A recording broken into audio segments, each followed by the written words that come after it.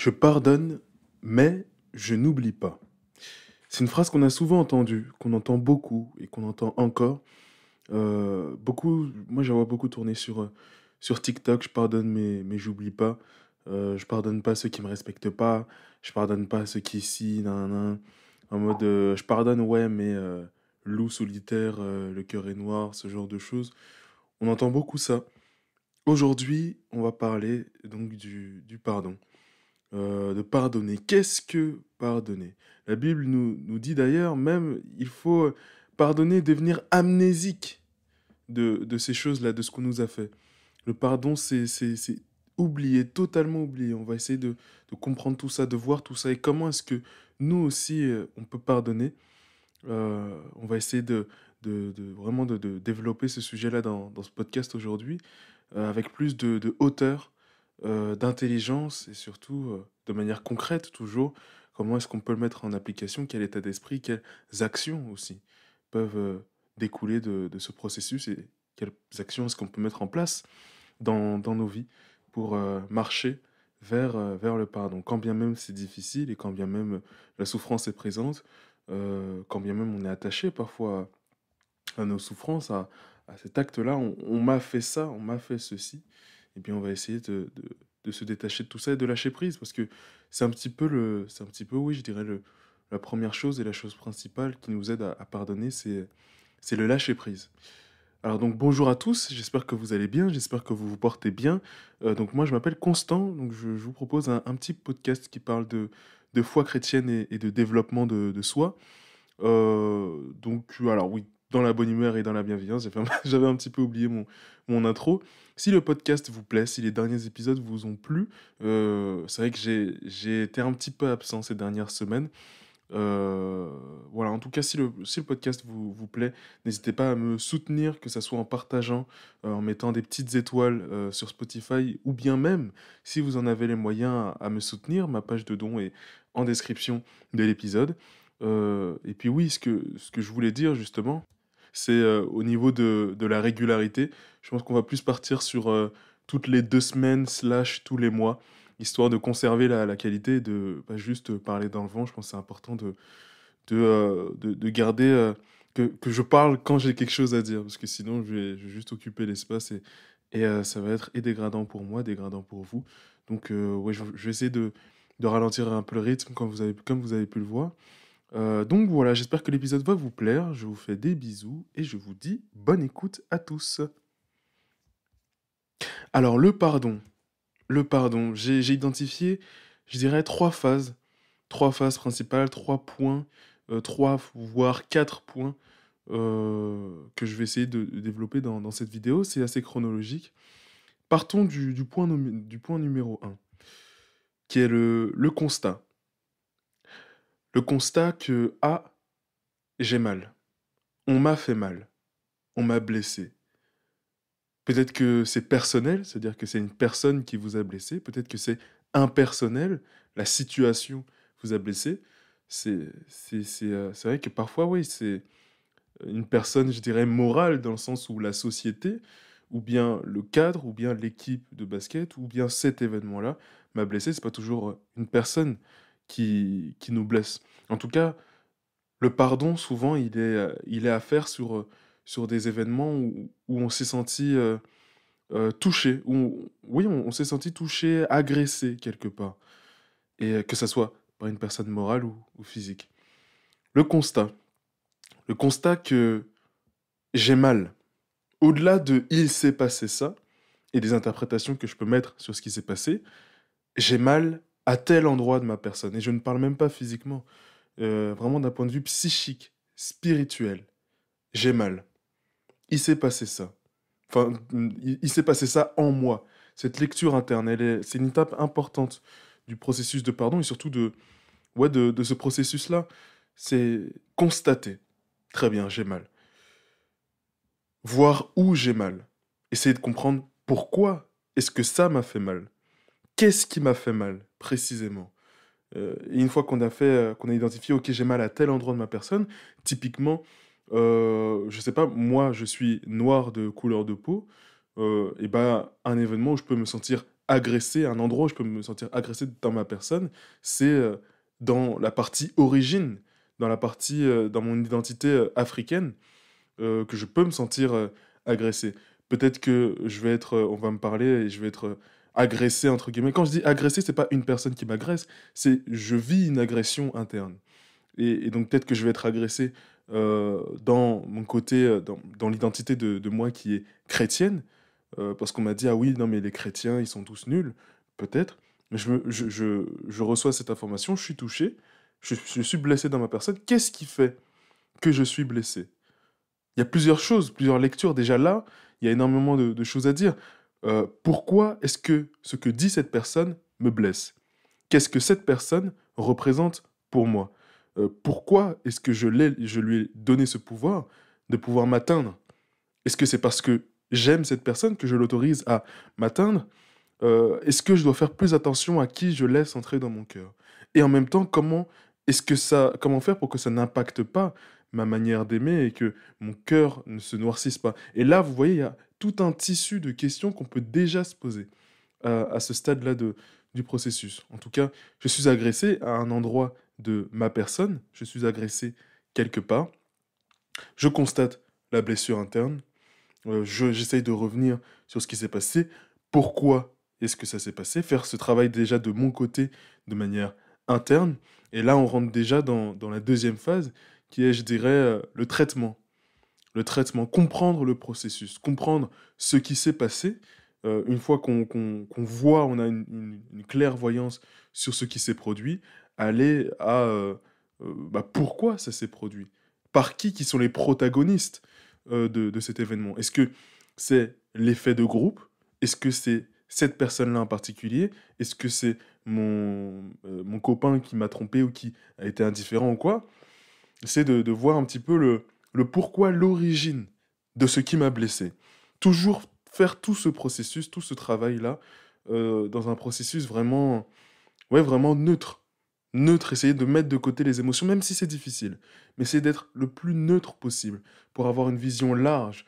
Et, parce que si on rentre dans ce processus de manière émotionnelle, c'est le meilleur moyen de s'enfermer dans cette souffrance. Si je rentre dans ce processus en disant on m'a blessé et c'est lui le coupable et c'est lui, non, non, non, non, je me rends prisonnier de l'autre.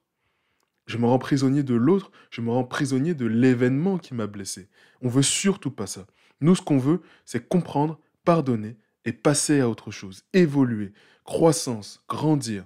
C'est notre objectif. Nous sommes des êtres de mouvement. On cherche à grandir. On est fait pour grandir et pour évoluer, pour se mouver, pour être en mouvement.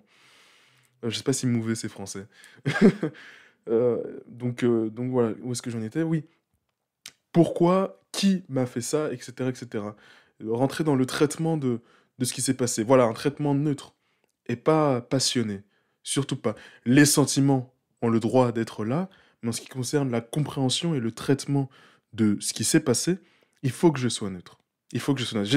Les émotions, surtout pas réprimer les émotions. Tout ce processus-là, il faut le vivre. Enfin, pas le processus de traitement, de comprendre, etc. Mais le pardon, pour pardonner, il faut se laisser le temps de vivre et de traverser cette chose-là. Si c'est une trahison amoureuse, ou bien si c'est une insulte, ou une dispute, ou quelque chose, ou quoi, ou quelqu'un a dit, voilà, il faut se laisser le temps de vivre l'événement. Peut-être que un événement anodin, un médecin nous annonce une maladie, annonce une maladie incurable à notre mari, à notre femme, ou bien annonce une maladie incurable à nos parents ou quoi, on peut se sentir en colère. On peut sentir de la colère. C'est pas forcément quelque chose qu'on nous fait à nous personnellement, mais peut-être à un proche à nous. On peut sentir de la colère, on peut ressentir le besoin de pardonner, parce que il y a blessure. Donc ça peut être tout et n'importe quoi. Faire le processus de traitement et essayer oui, d'avancer, de vivre ce qu'il y a à vivre et surtout d'avancer. C'est important de ne pas réprimer les émotions, surtout pas. Parce que plus vous allez réprimer les émotions, en fait, plus il y a deux choses à ça. Réprimer les émotions, ça va être, encore une fois, c'est se bloquer dans cet événement-là, conserver, garder avec nous les émotions, cette souffrance, tellement les garder. Enfin, les garder par peur de plusieurs choses, peut-être par peur du vide. Si je lâche cette souffrance que je suis en train de chérir et que je veux garder parce que je n'ai pas envie d'évoluer, enfin, c'est une souffrance qui fait partie de moi aujourd'hui. Une souffrance que j'ai prise pour moi, que j'ai gardée, que j'ai développée, qui fait maintenant partie de mon identité. Et si je la lâche, qu'est-ce qu'il reste de moi? J'existe à travers cette souffrance. Souvent, ce système de pensée nous amène à rester bloqués dans cette souffrance. Et c'est pas non plus c'est pas non plus ce qu'on veut. Et je vois tellement de personnes, c'est incroyable. C'est incroyable. Je me demandais quand est-ce que j'allais pouvoir en parler en podcast, mais c'est incroyable quand tu regardes dans le RER, dans le métro, le visage des gens, tu vois certaines, tu vois, c'est incroyable. Tu vois vraiment certaines personnes, tu vois que leur visage est resté bloqué dans un événement, resté bloqué, resté figé dans une situation, dans une souffrance. Tu peux le lire sur leur visage que ah, ils sont comme locked, comme bloqués dans cette ouais dans ce dans ou bien dans un système de pensée, ou bien dans une souffrance, ou bien dans un événement. Tu vois vraiment prenez le temps de regarder, c'est incroyable. C'est incroyable. Franchement, moi, ça m'a surpris. Je pense qu'on peut dire ça. Ils sont comme bloqués, voilà, dans une réalité, dans leur réalité, dont leur souffrance je vais pas dire le maître, mais, mais le caractère, le visage, le paysage principal. Donc, euh, donc voilà, laisser vivre les émotions, avoir le courage de lâcher prise, euh, et surtout oui, le non-égoïsme de garder cette souffrance pour soi, d'aller chercher réellement qui nous sommes et pas faire de cette souffrance ce que nous sommes. En tout cas, c'est important. Il y a des personnes comme ça qui, alors c'est vrai que c'est un peu, je prends beaucoup de temps pour développer ce point-là parce que ça m'a particulièrement marqué. Mais tu les vois, tu vois que évidemment que un événement difficile, ça marque une vie, ça marque notre personnalité, mais ça n'a pas à devenir tout ce que nous sommes. Ou bien ça n'a pas à prendre autant de place dans ce que nous sommes. On voit souvent peut-être un couple qui est resté marié pendant des années, une trentaine d'années, une quarantaine d'années, 60, 50 ans, 50 ans même. On voit quand, par exemple, les deux décident de se séparer, ou bien que l'un des deux meurt, ou bien disons les deux personnes qui se séparent, on voit l'un peut-être passer à autre chose, et puis l'autre qui reste et qui tourne en boucle, qui tourne en boucle, qui tourne en boucle, même pas parfois par volonté, parfois il y a une volonté de rester dans sa souffrance, parce qu'on se conforte, et ça nous donne une raison de nous arrêter, de ne plus avancer, de se conforter, d'être dans le confort de celui de ne pas être obligé d'avancer car je souffre. Et puis il y a l'autre qui fait sa vie. Cette personne-là qui est bloquée, parfois elle le fait par égoïsme, parfois elle le fait parce qu'elle ne sait pas comment avancer, parfois elle le fait parce que c'est dur, trop dur de passer à autre chose, qu'elle ne sait pas comment faire, qu'elle n'a pas les clés pour le faire. Il y a plein de raisons et je blâme pas du tout les personnes qui sont bloquées dans cette situation, surtout pas. Surtout pas, c'est dû à tellement de choses, c'est un melting pot de tellement de choses et c'est tellement personnel, ça dépend tellement des personnes. En tout cas voilà, il y a ces différents cas de figure. Personnellement, une clé que j'ai identifiée en moi, et encore une fois, c'est un cheminement personnel, quand je devais pardonner une personne, une clé qui m'a permis à devenir, oui, amnésique, comme nous dit la Bible, amnésique de ce que l'autre nous a fait, c'est de comprendre. La compréhension.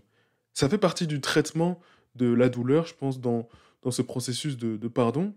Pour rappel, on est au deuxième point. Premier point, le constat. Deuxième point, le traitement.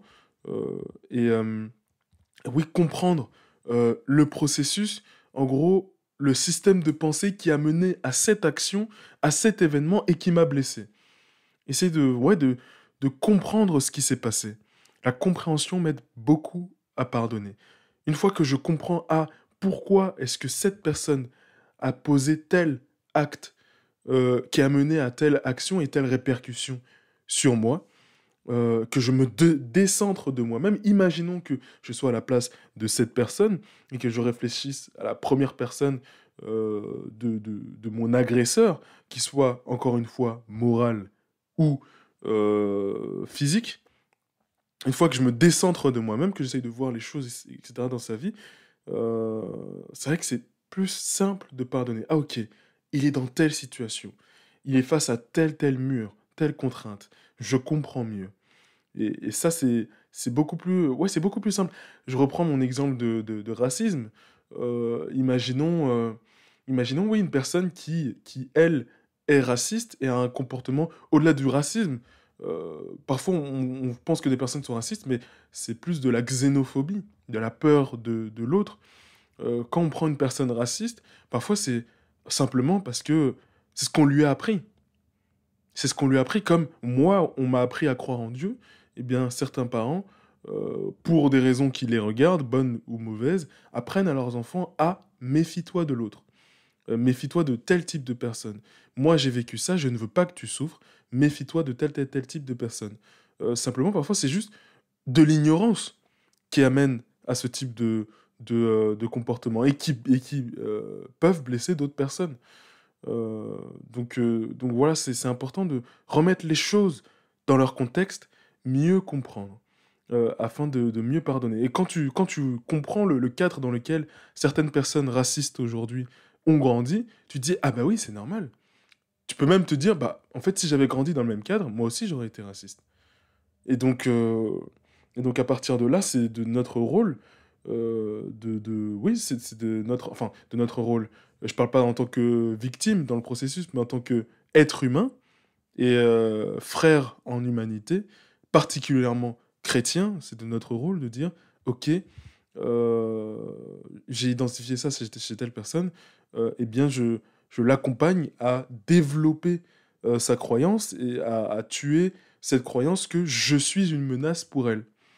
En tout cas, si je peux et si je m'en sens le courage, essayer de, dans mon comportement, dans mon état d'esprit, au moins dans mon attitude, face à telle personne que j'ai identifiée comme xénophobe et qui m'agresse, ou bien qui agresse autrui, c'est à moi de dire, je ne dis pas d'aller chercher les racistes et de les convertir et tout, c'est pas ça.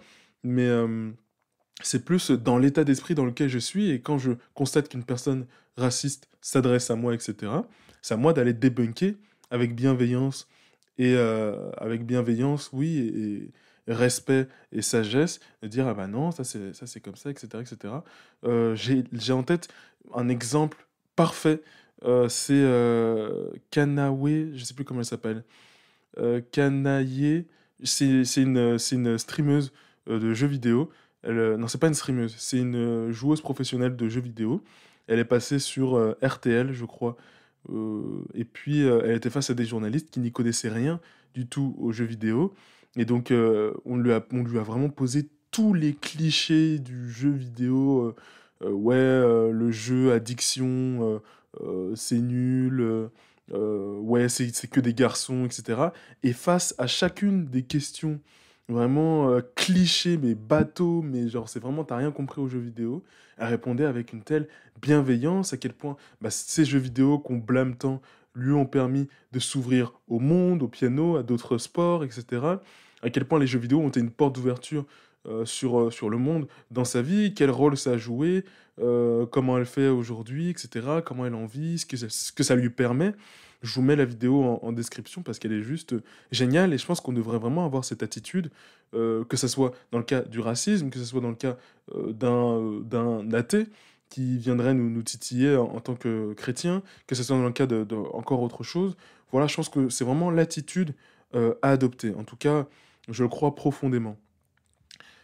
Dans ce traitement du pardon, une clé qui peut vous aider à comprendre, parce que c'est vrai que la compréhension est une clé, mais est-ce que si j'arrive pas à comprendre seul, souvent j'ai besoin d'échanger avec la personne qui m'a agressé, pour traiter et comprendre, pour mieux comprendre pourquoi est-ce que elle m'a fait ça, ou bien pourquoi est-ce que elle a fait ça qui m'a blessé, ou bien pourquoi est-ce qu'il s'est passé ça qui m'a blessé. Une discussion avec l'agresseur, et encore une fois, je mets des guillemets. Quand je dis agresseur, c'est agresseur de mon point de vue. Peut-être que de son point de vue à elle, c'est moi l'agresseur. C'est purement subjectif, cette notion de victime et d'agresseur.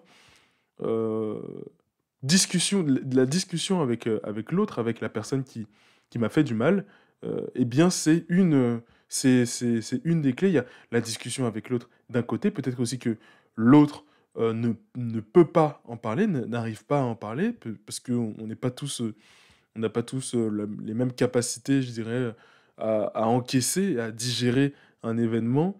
Je sais pas, je pense par exemple au décès d'une personne, peut-être. Alors, je suis désolé, je prends des exemples très barbants aujourd'hui, mais je sais pas, je vois que ça.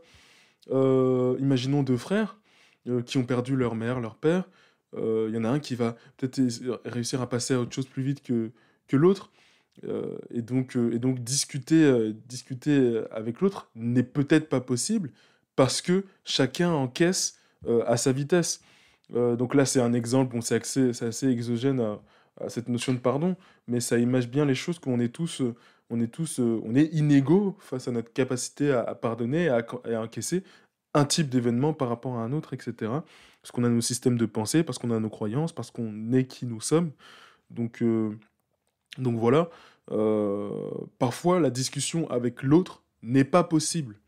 Et pourtant, nous, ce serait juste libérateur de pouvoir échanger avec l'autre qui nous a blessés, etc.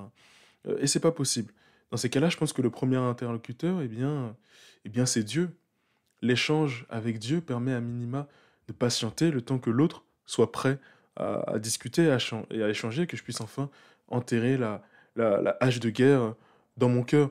Donc oui, Dieu est notre premier interlocuteur si l'autre ne peut pas en parler, ne peut pas échanger, ne veut pas échanger. Ça peut arriver aussi.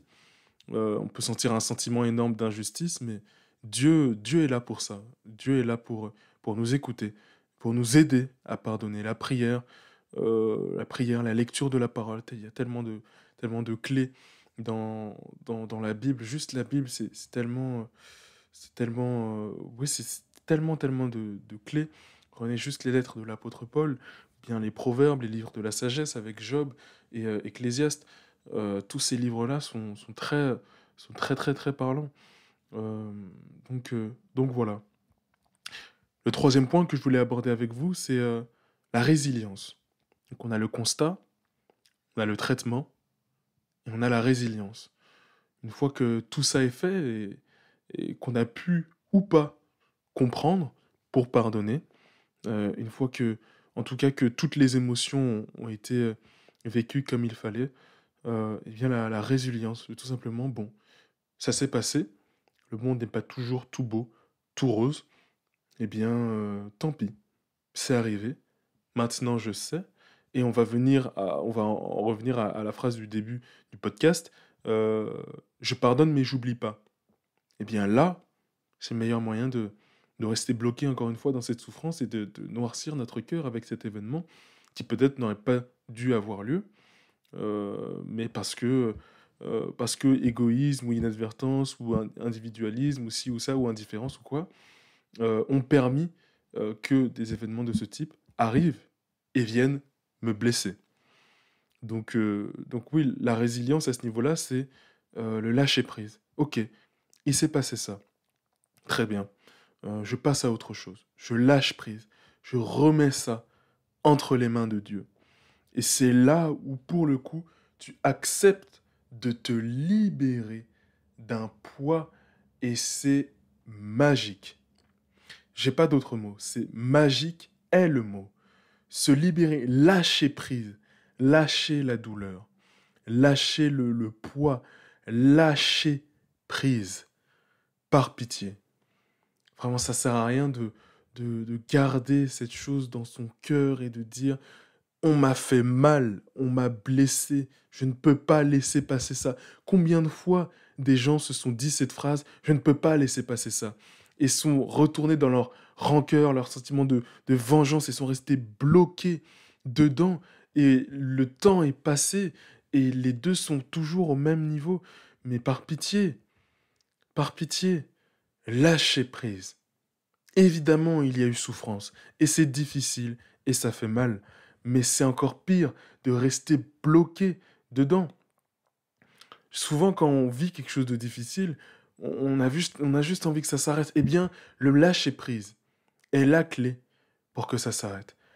Déposez-le dans les mains de Dieu. La compréhension peut aider, comprendre ce qui s'est passé peut aider au lâcher-prise.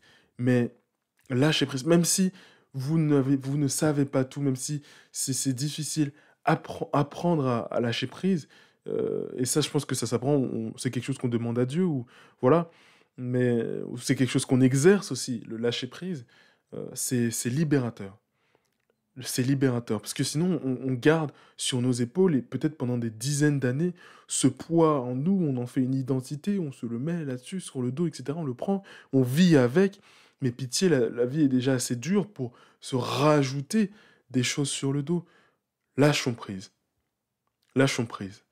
Euh, donc, euh, donc voilà, je vais rajouter un point, c'est que certes, lâcher prise, mais, et encore une fois, je reviens à cette phrase, je pardonne mais j'oublie pas, je pense que la première chose que ça traduit, dans certains cœurs, attention, mais dans certains cas, en fait, ce que ça traduit, c'est tout simplement, je pardonne, mais je ne refais pas les mêmes erreurs. Un exemple tout con, c'est pas parce que quelqu'un m'a trompé et que Dieu a dit de pardonner que je dois retourner avec cette personne ou bien que je dois me rejeter dans la gueule du loup. C'est pas du tout ce qu'on dit. Et d'ailleurs, c'est un péché. Il s'est passé quelque chose et je refais les mêmes erreurs, je retombe dans le même truc. Euh, c'est, c'est aussi un péché, c'est que Dieu nous apprend quelque chose et on décide de fermer les yeux. Non, surtout pas. Donc non, quand on dit pardonner, ça veut pas dire qu'on refait les mêmes erreurs, ou bien si on sait que quelqu'un n'est pas digne de confiance, dans le sens où on lui a fait confiance, elle a trahi plusieurs fois cette confiance, on a le droit de pardonner.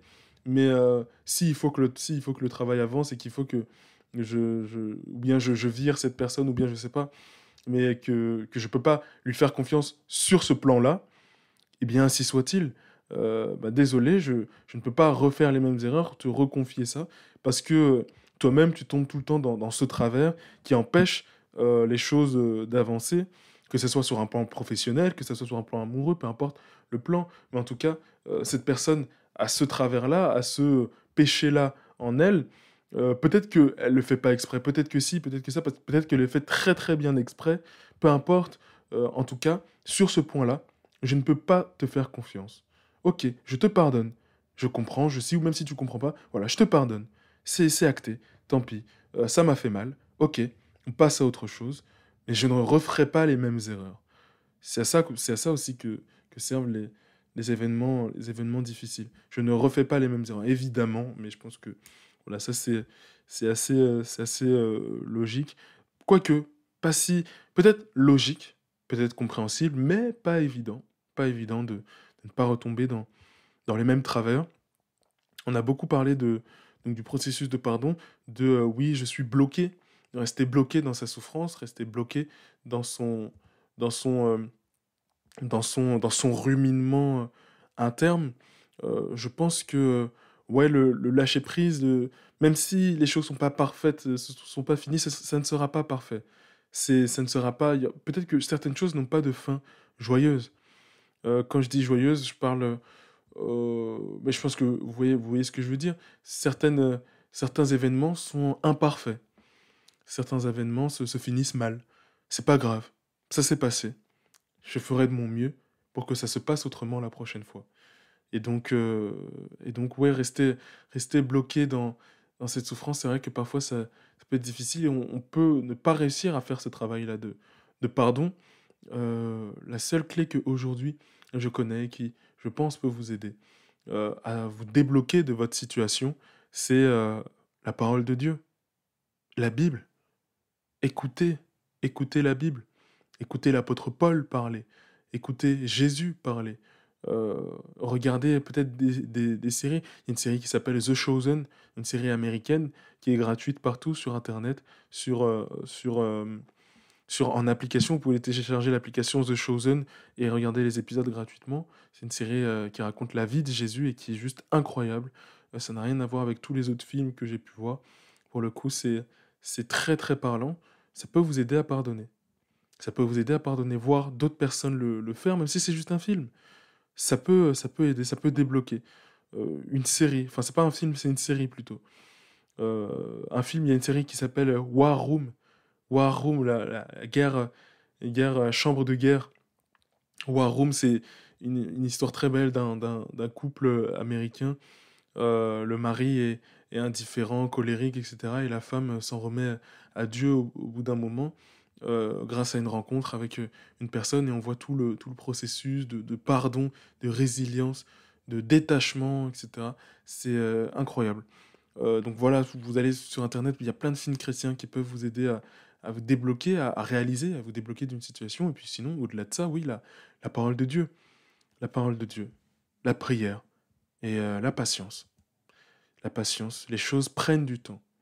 Alors ce sera le dernier mot de mon podcast, de cet épisode. Prenez le temps. Les choses prennent du temps. Prenez le temps. Constatez le présent.